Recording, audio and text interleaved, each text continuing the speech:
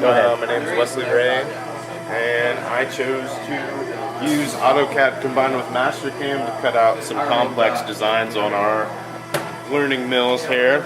Yeah. The labs entail us just cutting out some letters and stuff, and we figure out the coordinates ourselves with calculators and stuff like that. But what you can do with this software called Mastercam is you can take a drawing that you made in AutoCAD. Here's my engine block that I drew. And you import it into Mastercam here like this. And here's your stock, actual wooden block that I'm cutting out itself, which you set up in here.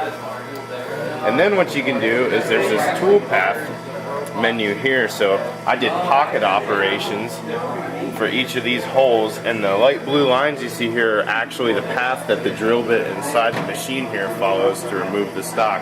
And it calculates all this for you, and when you're done, you can export it into G-codes, which the mill controller understands.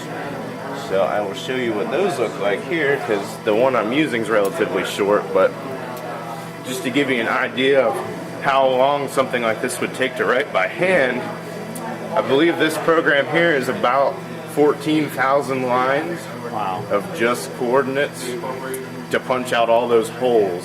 So if you were doing something really complex like, I don't know, say fittings for a mold to cast other things, which is a lot of times what they'll do. Yep. I mean, it would be totally impractical to try to write something like this on any kind of time scale. It would take you weeks, if it could even be done. Right. Without human error coming into play. And that's the great thing about this software. It does what it says it's going to do, which might not be what you want to do all the time, as I found out, but... Okay, well, so what happened on this one here? It grabbed something. Well, what had happened was I have this little rig here to blow some air across the part to clear it off so people could see what was going on. And I think my air pressure was dropping, which was making the vise loosen up a bit. And it got to the point where it was doing this last cylinder here. It just grabbed the block right out of the vise. And Wow. Now I got to start over. And the blocks are slightly too thick that I have for the bit, so I gotta face them down a little bit so that they can go all the way through without burning the edges with the top of the bit, Right. which is also bad. Yeah. Awesome. That's awesome. Okay.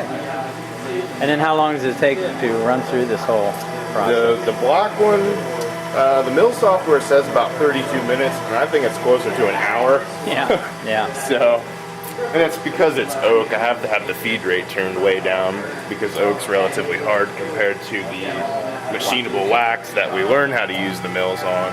Right. And we use this because we can melt the shavings down again and cast new blocks out of it. It saves us a lot of money on materials. Right. Cool. But, yep.